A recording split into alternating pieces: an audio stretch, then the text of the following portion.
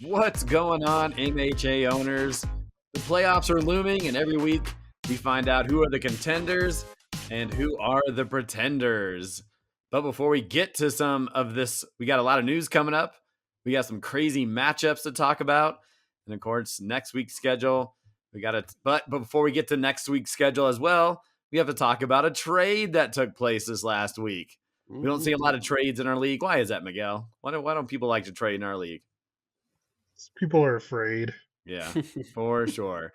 But who wasn't afraid? Todd Diamond and Mr. Allen, who decided they wanted to make a trade this past week. Todd received Jamar Chase and next year's 10th round pick, if I read that correctly, for Tyrone Tracy Jr., Quentin Johnston, and next year's second round pick.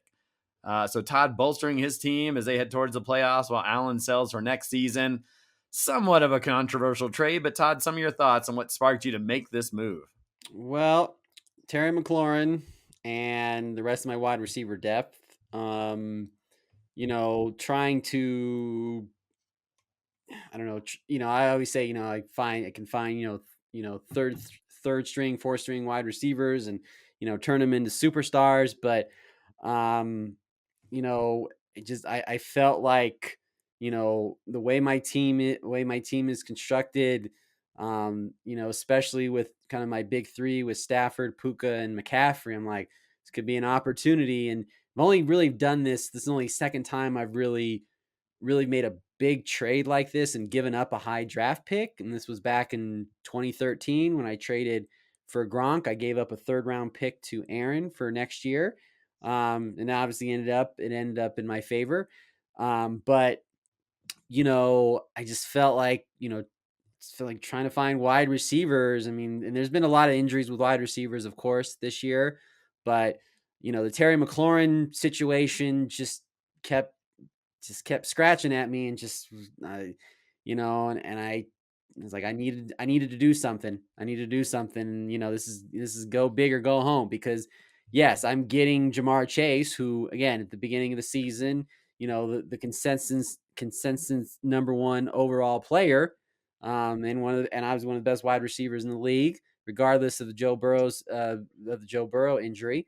And obviously I know giving up a second round pick next year, that's putting all the chips in. Because obviously, I mean, if I win, obviously it's great. I'm not going to worry too much about it. But if I lose, then my strategy, going in the draft next year is going to look a little different. But, I thought, getting Jamar Chase and pairing him with Puka, I mean, who in some instances, who wouldn't want to have that, that duo, on your team. So it's what I did. And, again, I just, I know a little controversial, because I thought, him, giving him less, and I'm gonna say not giving him less, but I don't know if it was a fair trade or not and anything like that. But maybe the second round pick was the kind of the deal breaker, that he was like, okay, I'll take a second round pick. And, he's going to have 2 next year. So, I'm happy to do it. And, obviously we'll talk about in the matchup, here in a few minutes, but, this is good for me going toward the playoffs, because I think my team is positioned well enough now, or even before, to win a championship. So, in terms of what it would look like next year, if Todd ends up in the playoffs, which he's more than likely probably going to get there, guys like Nico Collins, Amon-Ra St. Brown, Brock Bowers, Bucky Irving, Josh Jacobs, Omarion Hampton, those were the guys drafted in the first 6 picks in the second round, because that's in essence where it'll probably end up. Your thoughts on the trade, Miguel, as the commissioner? I'm asking you as the commissioner, not the owner of another team. Okay. As a commissioner, I mean, not against the rules. The pick makes it interesting, from the fact that if it's, depending on where Todd finishes, it's likely to be a very high second round pick. on the turnaround. So I mean, if Allen's able to take advantage of that, then you know for next year, good because his team. Let's be honest, his team wasn't going anywhere, so I understand the wanting to sell and play for next year. I get that. I mean, for Todd, it's really really good for next year. We all know Chase is a really really good player. The pieces that Allen got back were, I don't want to say crap, but compared to But I mean it's not gonna be good, right? Because if you're getting a yeah, second round pick, you're not giving up good players and a second round pick to get them, right? I feel like that.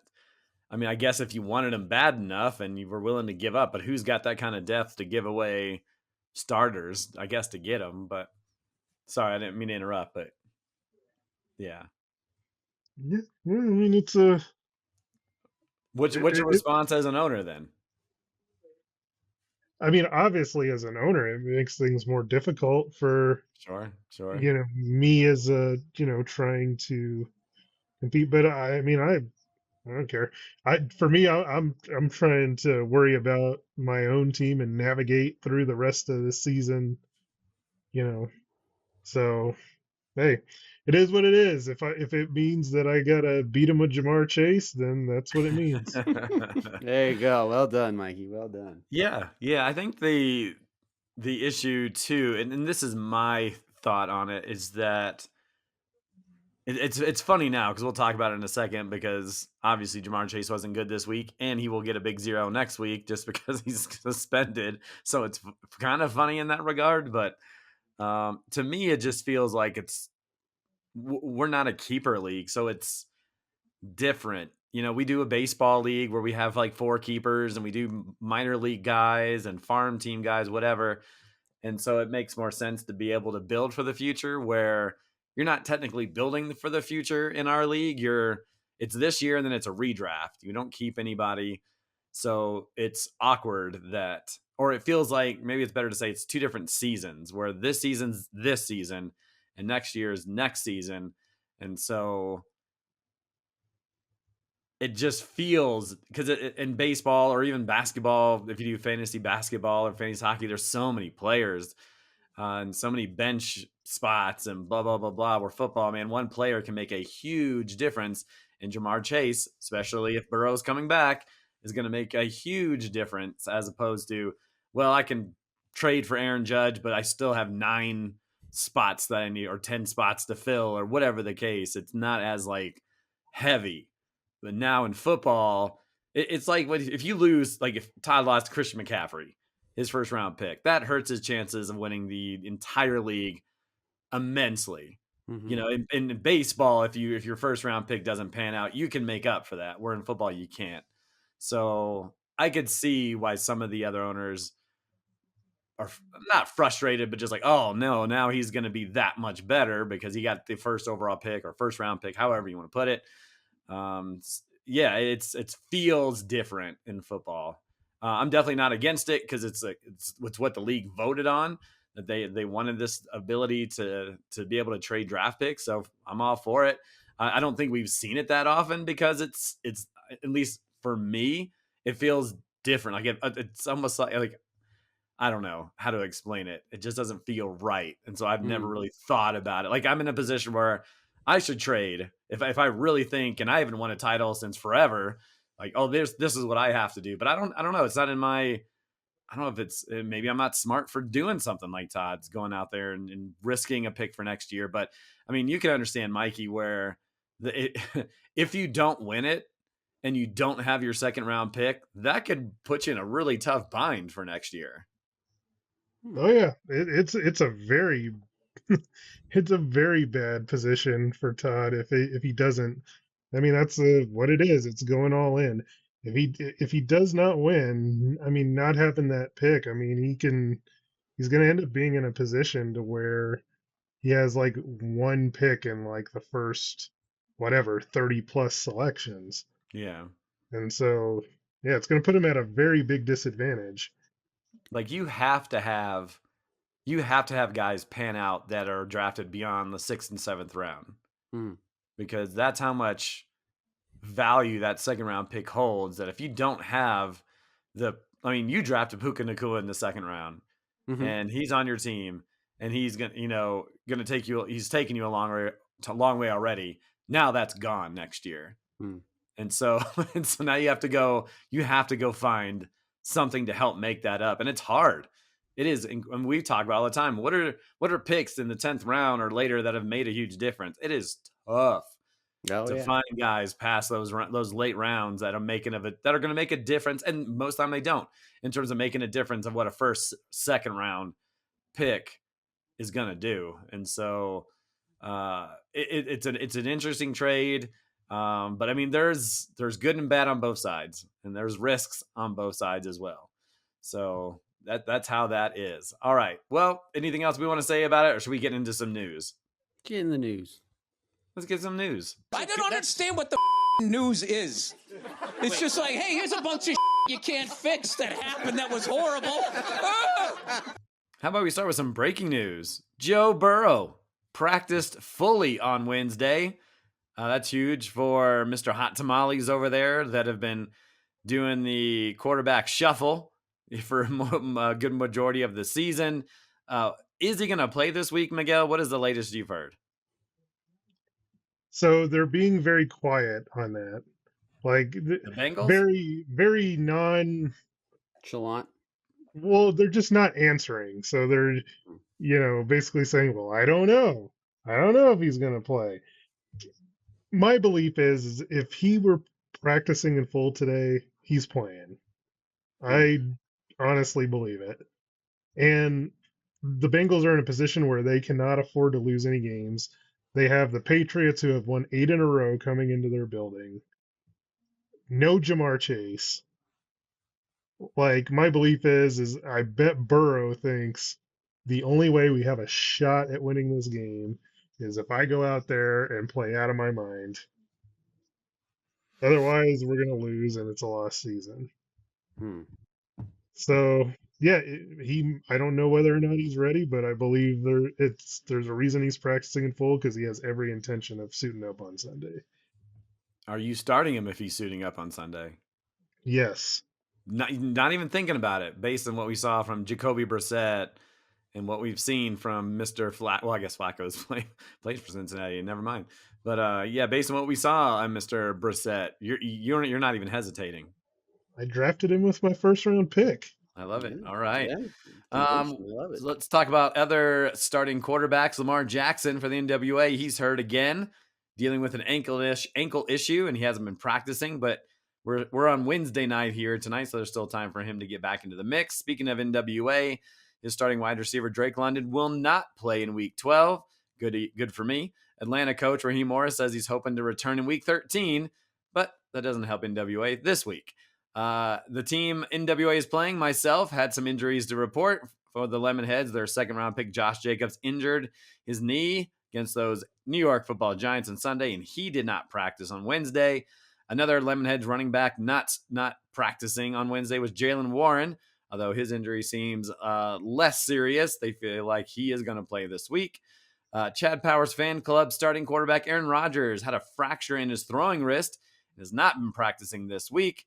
But the last thing I actually saw today is that he hopes to practice on Thursday with a broken wrist.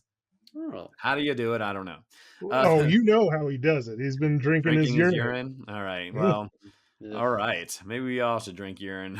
There's an outside chance. There's an outside chance that Jags wide receiver Brian Thomas Jr.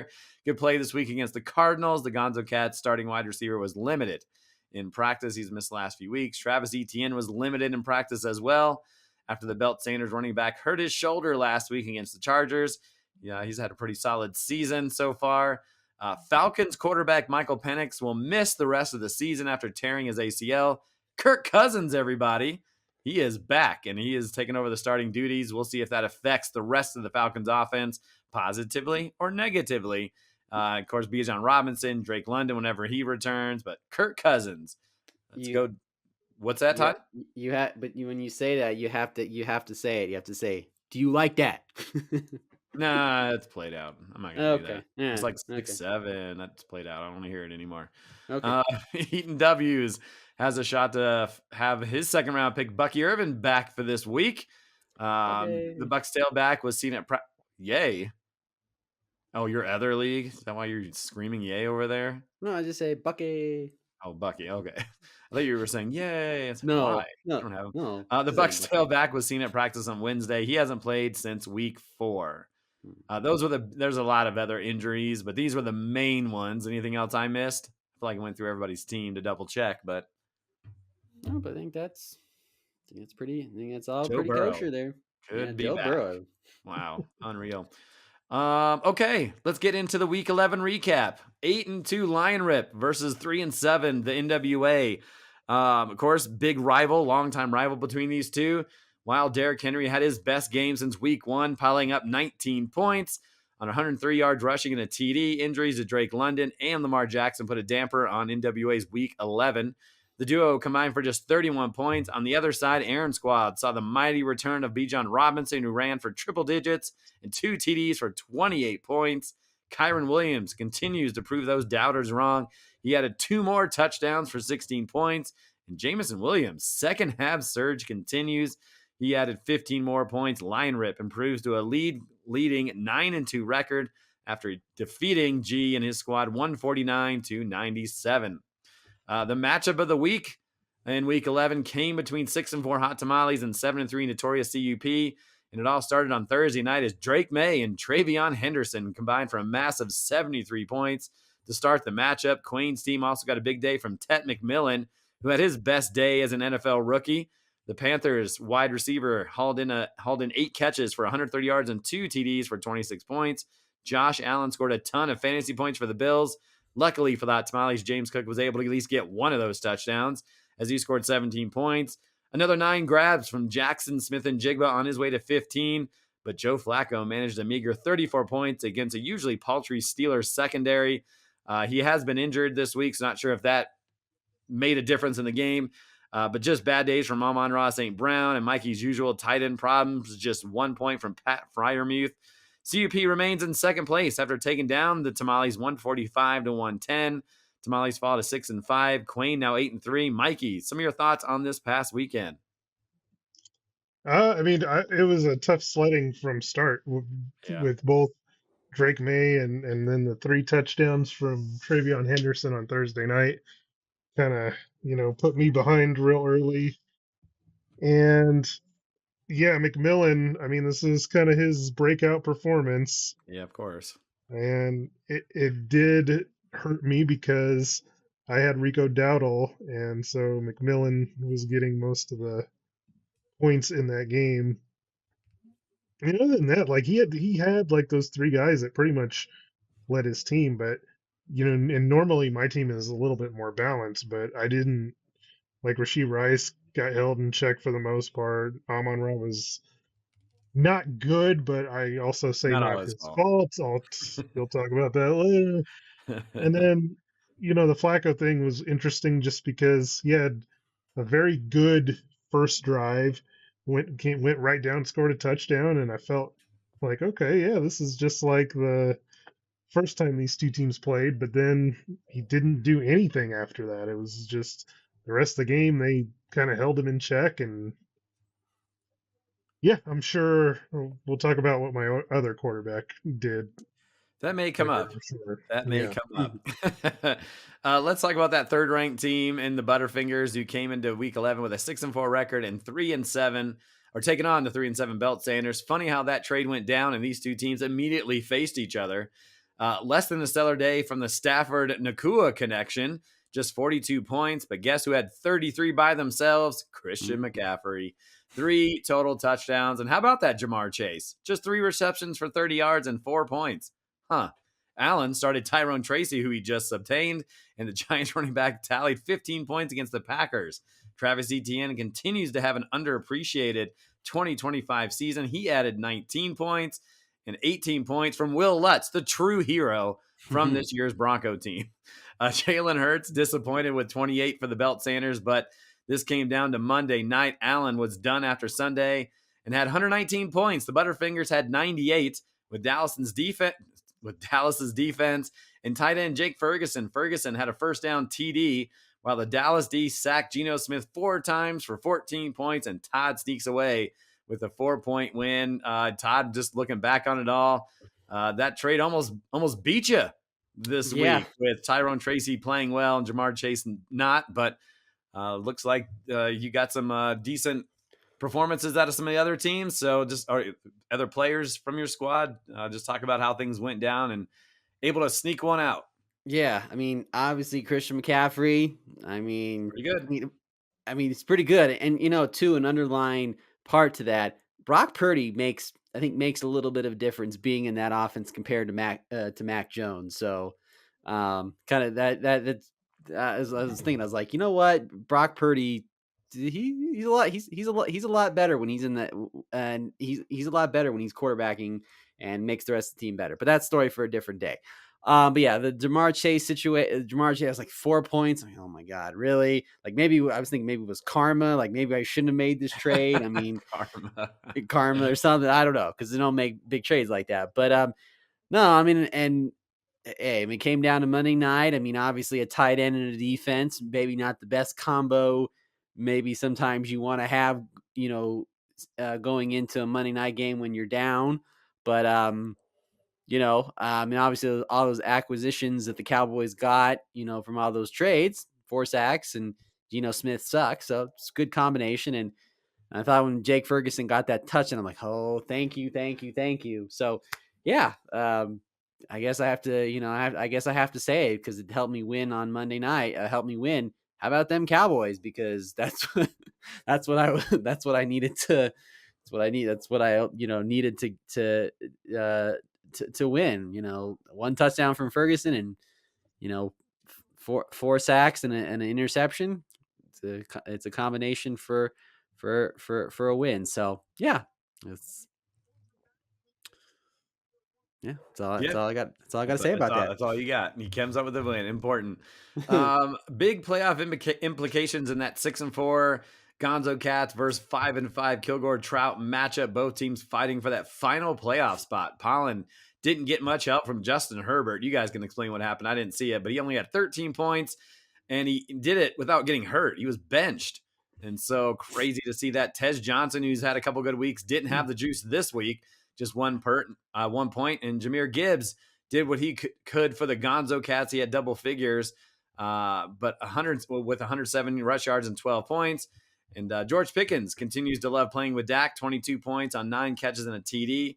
But the defending champs put up their highest point total of the season, putting up 169 to get the big 82-point win. 57 from Dak, 19 from Nico Collins, 19 from Devin Achane, 21 from George Kittle. Probably what Joe thought his team could be when he drafted it way back in late August. But no better time than the present to get it going, especially as he's fighting for that last playoff spot. In fact, he now sits in the 6th spot, while the Gonzo Cats are in the 7th spot. How did yours truly do this week? 6-4 Lemonheads facing off against 3-7 Chad Powers Fan Club. Without Joe Burrow, the Steelers defense scored 2 touchdowns against the Bengals and got 24 points for Miles' squad. But Chase Brown was able to find 17 points against those Steelers, rushing for 99 yards and catching 6 passes. But Aaron Rodgers, as we mentioned, broke his wrist and he only finished with 20 points. Eric's team lost both of his running backs to injuries, and Jacobs and Warren, they combined for only 12 points. And how about Jared Goff? Yuck. A terrible showing on Sunday night against those Eagles, just 28 points. But good old Trey McBride, my hero, he hit 20 points for the 3rd time in 4 weeks. The Lemonheads needed 13 points from first-round pick CeeDee Lamb to steal away a victory. The Cowboys wide receiver got a touchdown right before halftime. I felt pretty good with needing only 2 more catches the rest of the way, but he didn't get those catches until very late in the game. I really needed the Raiders to score a touchdown to kind of force the Cowboys' hand, because they were up so big that if they got the ball with the Raiders not scoring, they could have probably just ran out the clock. Luckily, the Raiders did get a touchdown, making them try at least in that 4th quarter. Got a couple of catches. He also dropped a potential touchdown, but whatever, it didn't matter. And then the stat change didn't come back to haunt me either. So CeeDee Lamb got the points I needed. Lemonheads win 109-108 to improve Lemonhead record to 7-4, while Fan Club falls to 3-8. 4-6 Eaton W's battled 4-6 Cooper's Cousins. Josh Allen, ladies and gentlemen, the first round pick, only had 19 completions, but had 3 passing touchdowns and 3 rushing touchdowns for 67 whopping points. Javonte Williams had double figures, and T. Higgins scored a touchdown for the 4th straight week. Tough day for Dylan's squad, just 24 points from starting quarterback J.J. McCarthy, who was benched. 0 points from Darius Slayton, who got hurt, and just 1 point from David Njoku, who may have also been injured in that game. Outside of 17 points from Deebo Samuel, who has had quietly an okay season, not much to speak of. Just 86 points from Cooper's Cousins, who falls to 4-7. Eaton W's racks up 136 points to improve to 4-7. I guess we could talk about potential does of the week. Chad Powers could have won if he would have started Devontae Adams instead of Jalen Waddle. I mean, come on, Devontae Adams has been great of late, so definitely a candidate. What's that? I was about to say. I mean, throwing touchdowns left and right. Yeah, I mean, for Todd, he sees it more than anybody. The other one, Hot Tamales, went with Joe Flacco, as we mentioned. He had 34 points on his 34 points, but on his bench, 72 points from Jacoby Brissett. And with that change, the Tamales would have won 148-145. Or was it the trade from Allen? No, I'm just kidding. So who's it going to be? Is it going to be Chad Powers or those Hot Tamales? It's so hard to think, because you don't know what you're going to get from Brissett. Granted, yeah, he's been great the last few games, but you look at the matchup, but 72 points. That's a 47 completions. Oh my gosh. And then Chad Powers. Yeah, Devontae Adams instead of Jalen Waddle. It would have made the difference because it was only a 1-point game. So it's easy to pick that out. It's easy to say Chad Powers because Devontae Adams has been good. Yeah. He's got 10 receiving touchdowns this season. Mm-hmm. I mean, he only had 1 catch this weekend, but that one was a touchdown, and it wouldn't have mattered. So Jalen Waddle, he's kind of been up and down, so I don't want to totally throw it in Chad Powers' face. But, I mean, how do you not start Devontae Adams with how great that offense has been? Yeah, But the thing I'll say about Tamales is obviously it's more of a playoff situation. I mean, exactly. I think that's what makes the difference is that Mikey has lost 2 in a row. He's 6-5, right? Or 6-5, right? Mm-hmm. And so then it puts him in a spot where if he loses again, he could be out of the playoffs. Where if I would have lost, I would have been 6-5 too, honestly. Yeah. Oof, it's so tough. Mikey, is it you? Yeah, Mikey. I mean, how much of it? Let me ask you this: we can't ask Chad Powers, but we can ask you because you're in the podcast. How tough of a decision was it? Flacco the entire way, or was there thoughts of bringing in Brissett?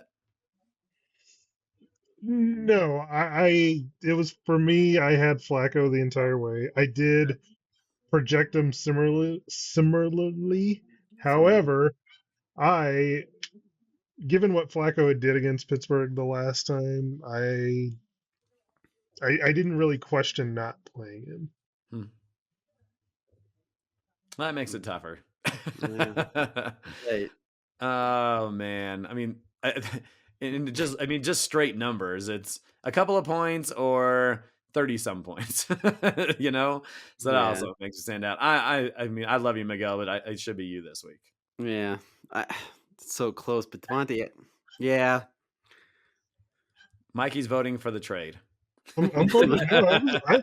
Given that I felt like I was playing for something, I would have given it to me.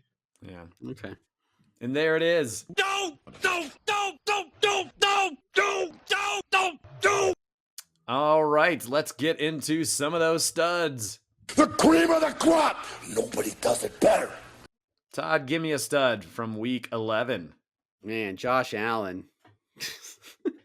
3 passing touchdowns, 3 rushing touchdowns, 60. Jeez.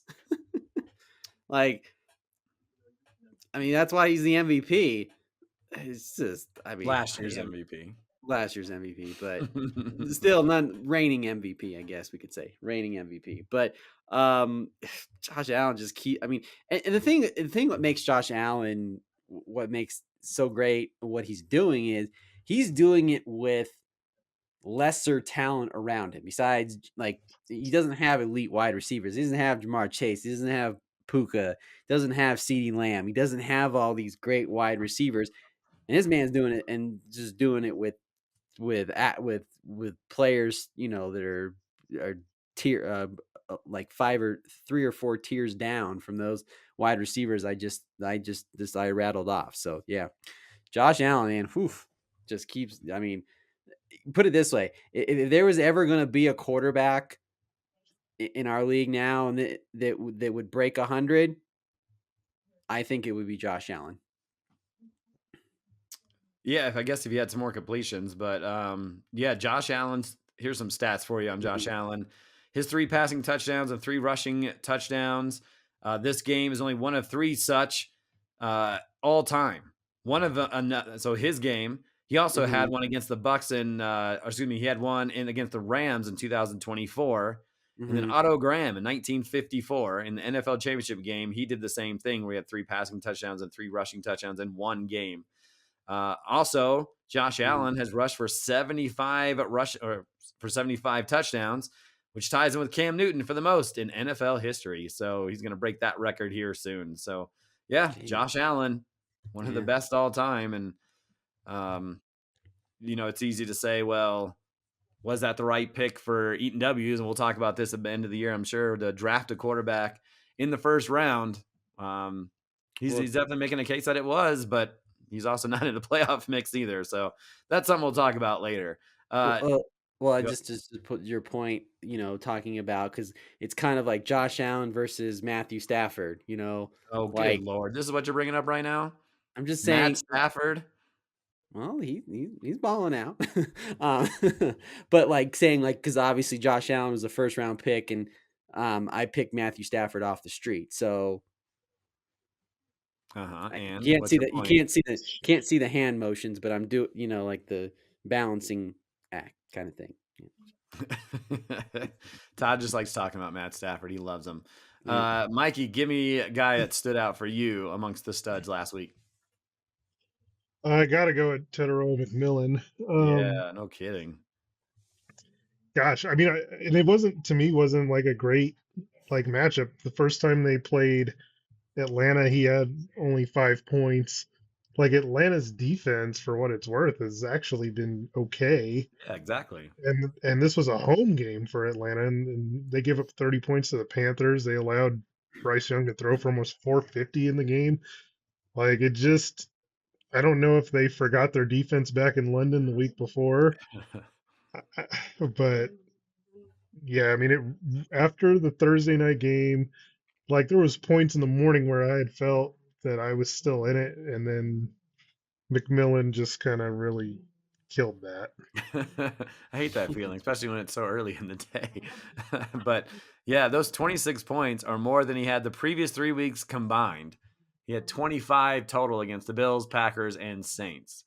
And so it's his 4th double figure game of the season, but that is a big number for he came in with a lot of hype, and I wouldn't say he's given that back to CUP, but it doesn't matter as long as he does it here going forward, and he helped him beat the Hot Tamales, which is no easy feat.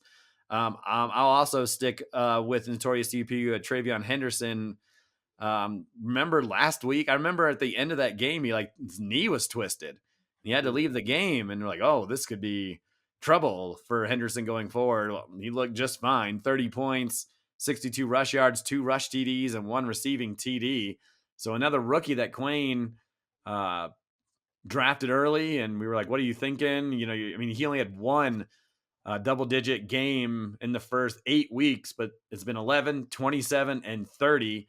He's got some pretty juicy matchups the rest of the season against Cincinnati next week, and then Giants. He still has a bye in the very last week of the season, which may not matter because if he's second.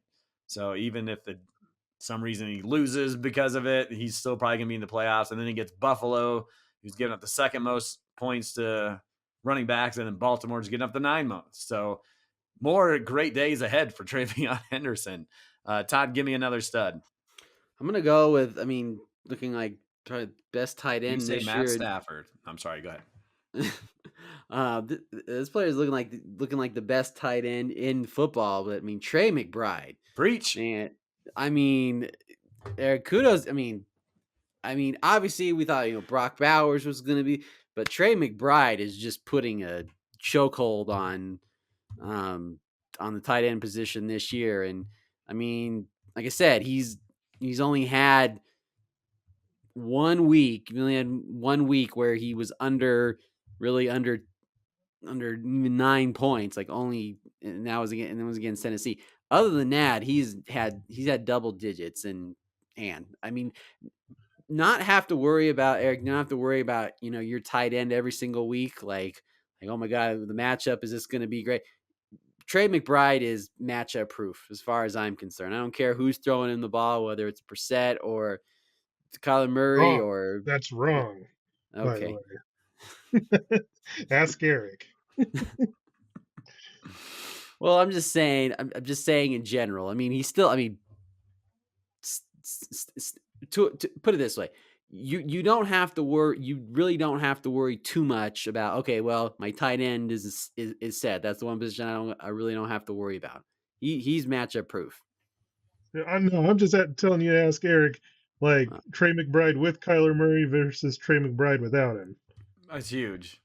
It's huge. You just saw the 47 completions. There's something about Brissett's game that is more pass in the pocket. I haven't seen every game, so I don't act like I know, but it just seems he's like more in the pocket. He has a better understanding of the offense, and he's getting the ball to his receivers. And so it makes a huge difference where Kyler Murray, I feel like he looks at somebody, and if it's not there, he's off and running. And that's not beneficial. While some of those first looks are going to McBride, it's not enough to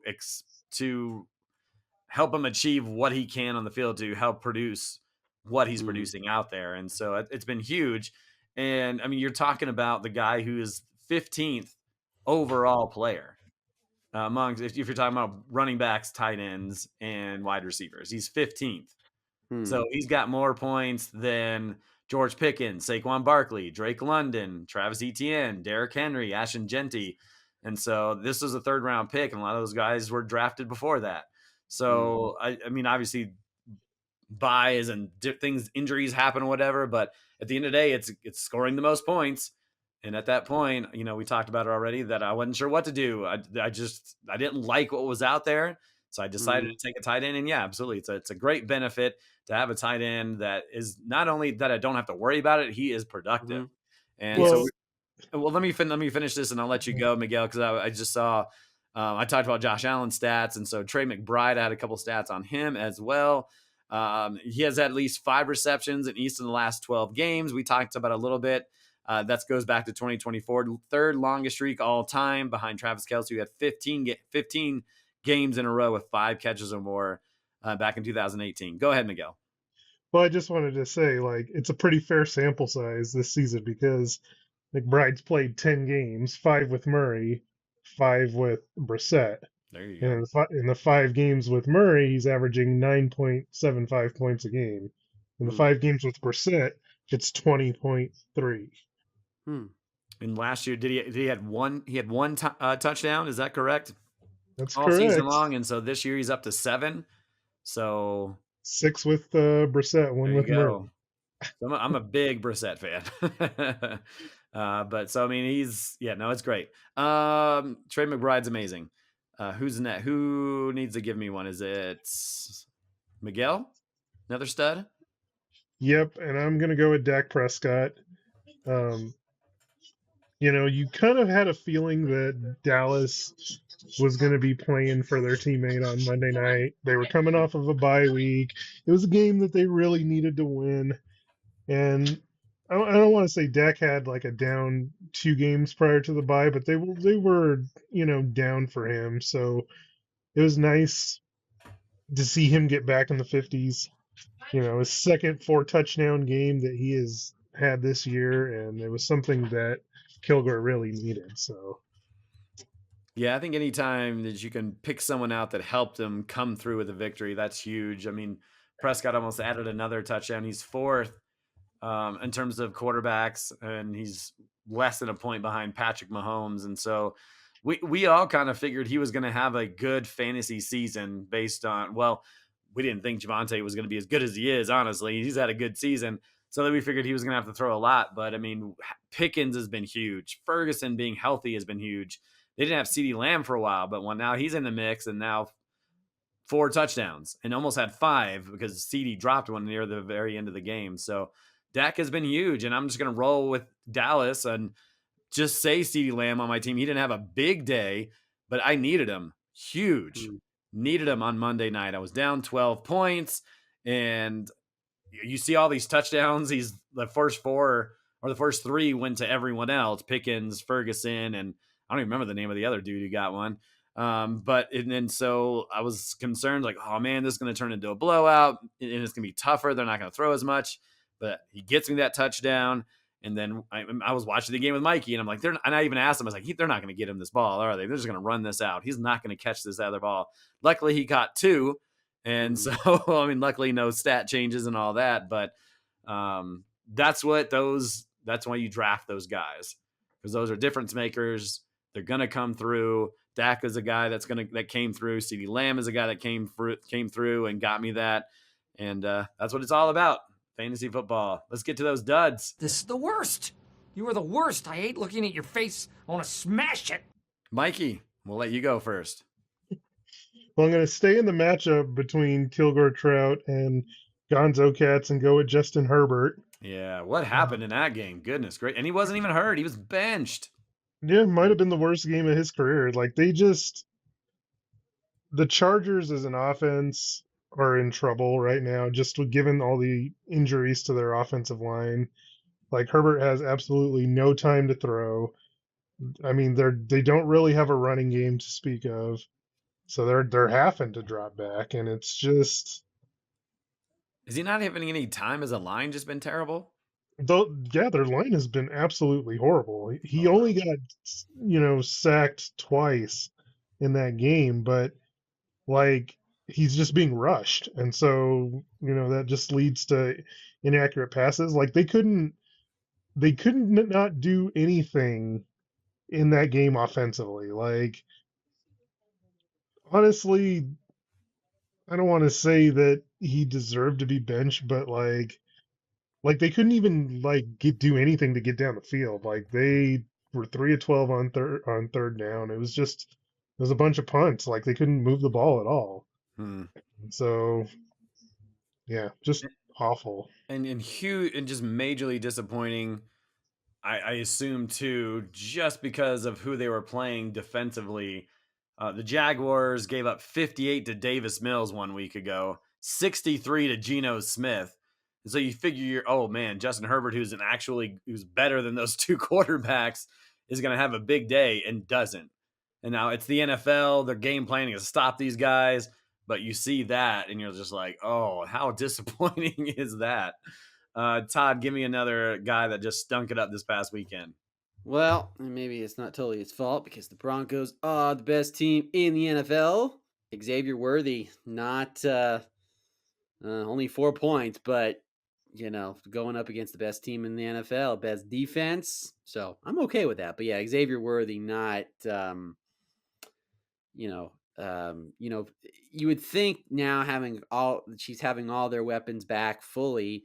Maybe they would do something, but I mean, again, it's a tall task to go against the Broncos defense, the number 1 team in the NFL. I got to preface by saying that every time now because it's awesome to say.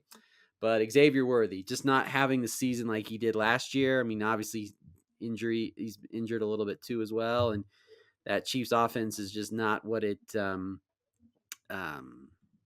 what it's. I mean, it's definitely people are saying it's in a free fall. It's hilarious, but it's awesome. So yeah, Xavier Worthy for me, not what you're looking for. He's only had one week where he was in double digits. That's it. And so that brings me to my question for you, Todd, is is Mhm. Xavier Worthy the dud, or is NWA the dud for starting him?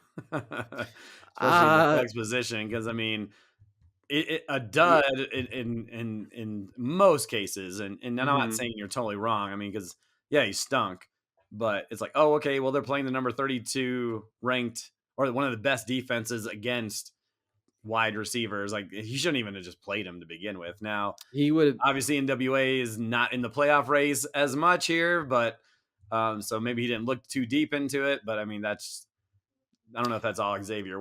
We knew he wasn't going to be good this week. True. Well, in Mhm. fairness, Yeah.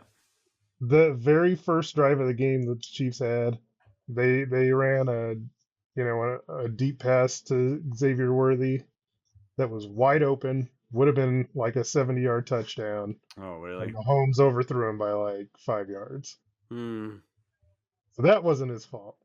Fair enough. But Fair enough. I mean, he would have been better off playing Kareem Hunt instead of Worthy in his flex spot. But I mean, yeah, it's a story for a different day. But yeah, I mean, Xavier Worthy for me. I'd say Xavier the whole Worthy. Chiefs offense. I'm gonna say I'm on Ross St. Brown. Mm. Not all of his fault. We all saw Jared Goff crap his pants on Sunday Night Football. But I mean, this is a guy. I mean, we talked about guys that step up when they need to, and they didn't really. Now, I mean, it was, he needed a lot of points to try to beat CUP, but it seems like Jamison Williams is starting to get a little more attention from Jared Goff, and he's the one that produced on Sunday night. So just unfortunate. I mean, Philly's got a good defense, and I'm sure Mikey expected more from Amon-Ra St. Brown, who had his worst game of the season since week one, where he had single digits. So that's just one that stood out to me. I'm sure Mikey saw the frustration, but Jared Goff was putrid. It's one of the worst things I've ever seen. I know it's cold, and I know the Philadelphia Eagles are good, but there was just some passes that were like, dude, they're right in front of you. Just throw it to him. That's me as a Jared Goff owner complaining out loud, but he almost cost me this week. Back to you, Miguel. Who else was not good this past weekend? well, I'm going with Saquon Barkley, and this is kind of a recurring It theme. has Like been, yeah. I got so used to having 20 and 30-point games from him last year. It's got to be so frustrating for Miles to like seems like every week. Like this is now his fourth time where he's been under 10, and it's not for a lack of them not trying to run the ball. He had 26 carries Yeah. and only ended up with 9 points, which is just incredible. And Detroit's not the best against running backs either.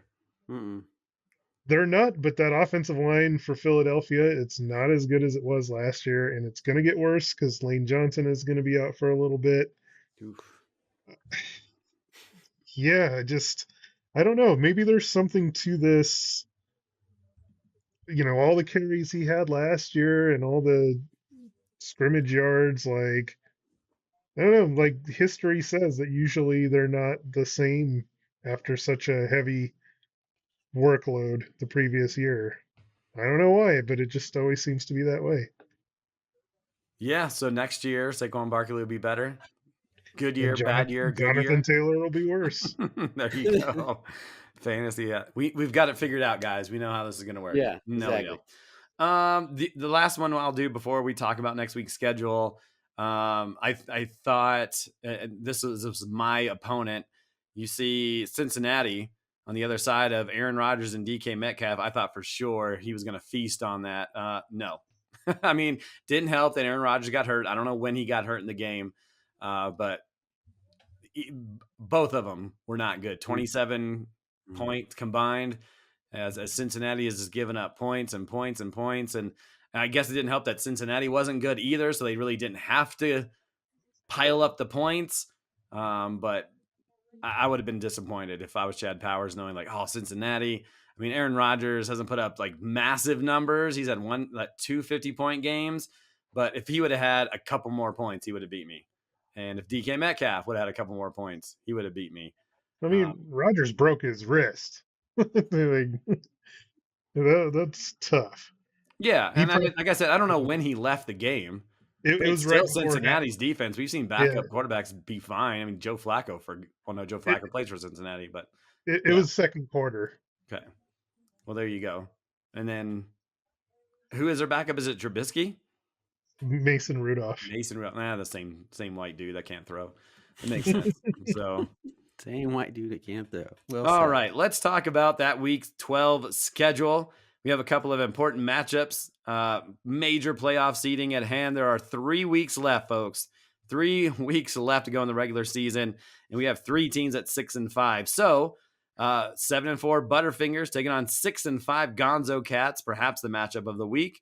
Notorious CUP at 8-3, facing off against the defending champs, Kilgore Trout, who are at 6-5. Also 6-5, the Hot Tamales. They're hoping to snap that 2-game slide, and they are taking on 3-8 Chad Powers Fan Club, Lion Rip.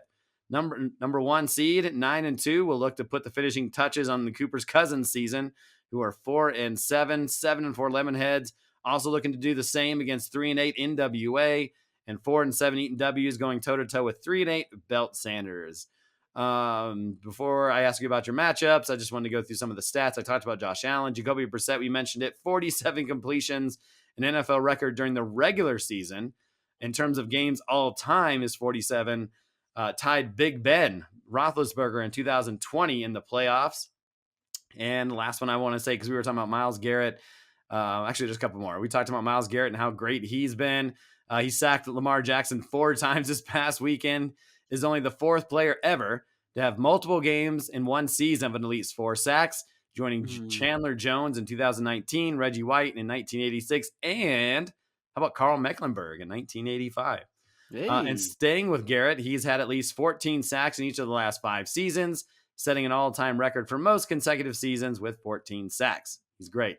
And we talked about Devontae Adams a little bit. He caught his 1,000th pass this past weekend, and that he also caught his 10th touchdown of the season. He's the second youngest player in NFL history to record 1,000 receptions. Anybody know who was the fastest? Randy Moss. Incorrect. Okay. Mike, you want to give a guess? I'll say Larry Fitzgerald. Larry Fitzgerald. Well done, sir. You're so smart. There's the correct ring there. His 10 touchdown catches, put him with Hall of Famers Jerry Rice, Randy Moss, Marvin Harrison, and Terrell Owens as the only players in NFL history with 10-plus receiving touchdowns in at least 7 seasons. All right, gentlemen. Todd, you want to talk about your matchup coming up this week? Well, no Jamar Chase this week. That is correct. Jordy. Man. Jordy. Because he's the Nelson? Yeah, Jordy Nelson. Yes, because he's the Nelson's the one that heard the appeal. Oh, no kidding. So he's the one that declined the appeal? Yep. So that is tremendous. I say don't bleep this out, but F him in his face. With all due respect.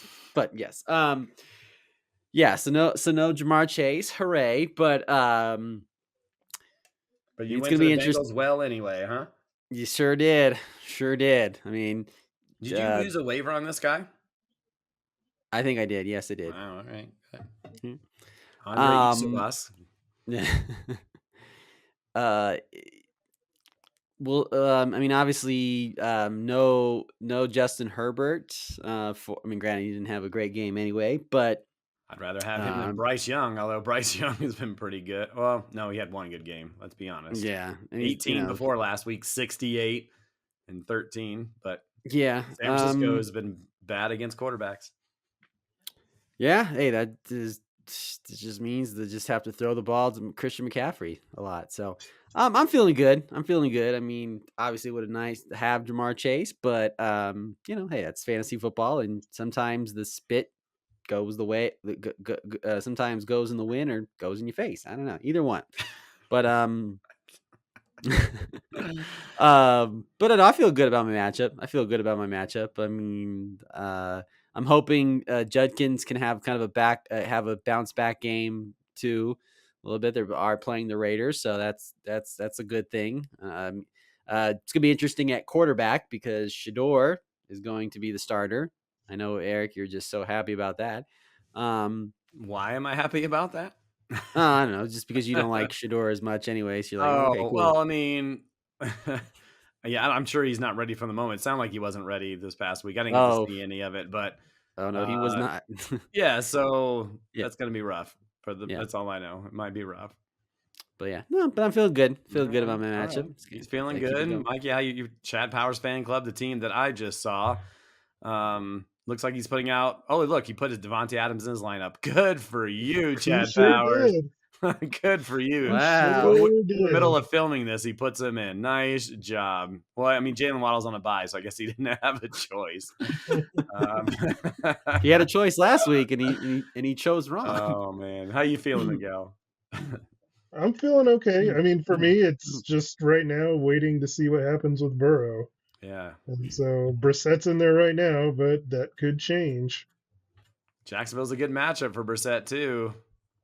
Although we didn't see it last week with Herbert, but previously teams have feasted on Jacksonville's defense.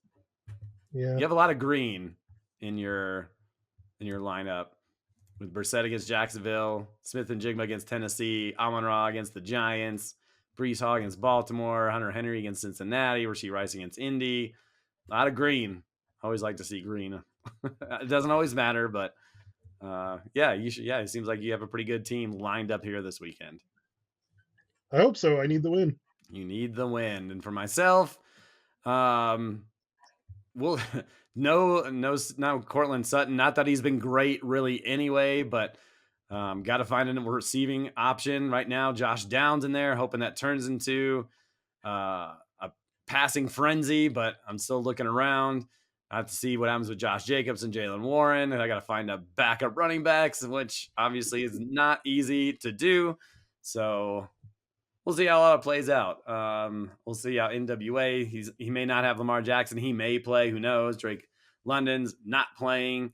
Xavier Worry and Egbuka dealing with injuries. Aaron Jones, I feel like, is on and off depending on week. He's had 3 straight weeks of at least 10, but it's been 10, 14, and 10. So nothing otherworldly. So I don't know. We'll see. I should win if everything works out. Goff against Giants should be tasty. But that's it, gentlemen.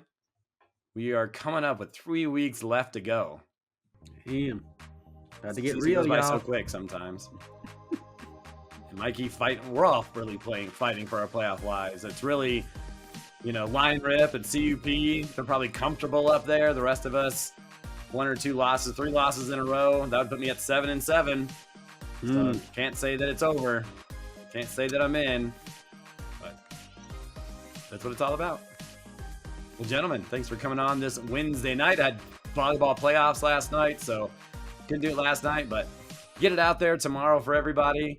Hope everybody enjoys their week 12. Good luck to all of you. We'll see you next time on the MHA podcast.